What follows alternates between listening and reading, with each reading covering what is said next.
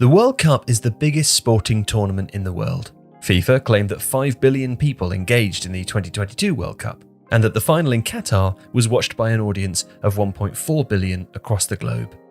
With more teams and more games than ever before, the 2026 World Cup in Mexico, Canada, and the USA promises to be the biggest in history. But how exactly does it work? Well, the World Cup officially gets underway on June the 11th, 2026, but the process to decide the 48 teams who will compete at the tournament began long before. The hosts are guaranteed a bye into the competition, and seeing as there are 3 hosts in Mexico, Canada, and the USA this time, that leaves 45 spots left to decide.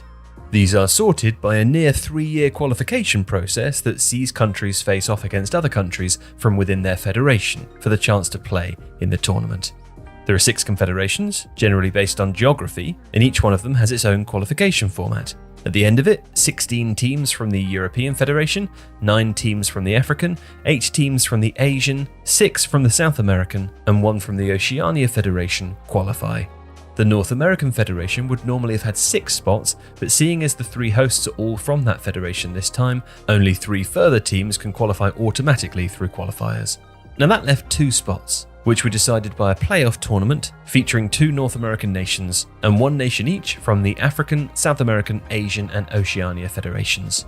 Now, once the 48 teams have all been decided, it's time for the draw. The 48 teams are split into 4 pots that are seeded based on the most recent FIFA World Rankings list before the draw.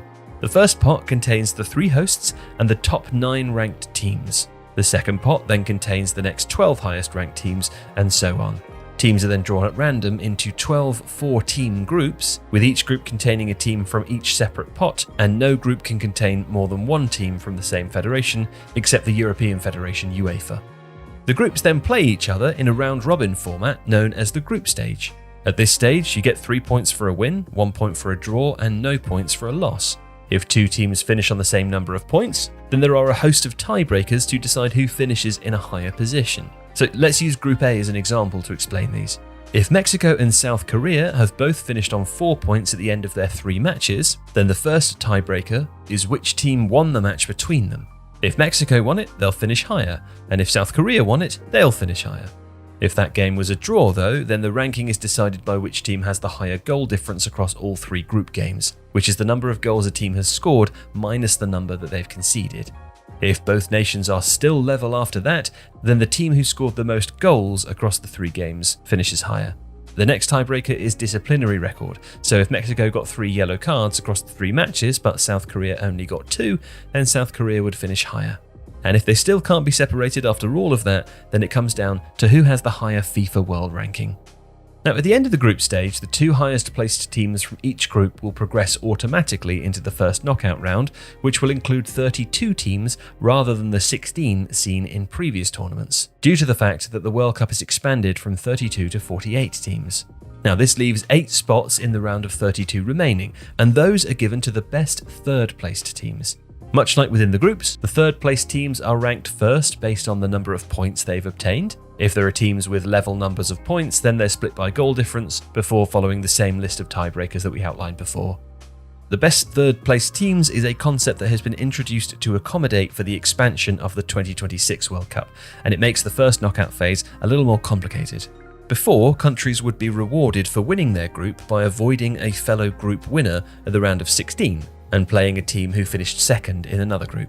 But now, depending on who finishes where and in which groups, group winners could play second or third placed teams, and second placed teams could play other second placed teams.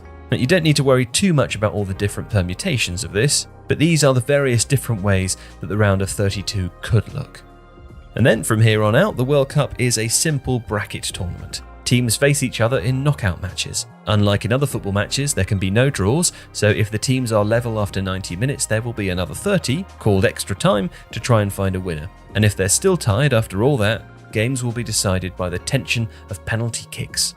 The losers of the semi-finals will face off in a third-placed playoff before the last 2 teams standing meet up in the biggest event in world sport, the World Cup final, where the winner of the most popular tournament on the planet will be decided.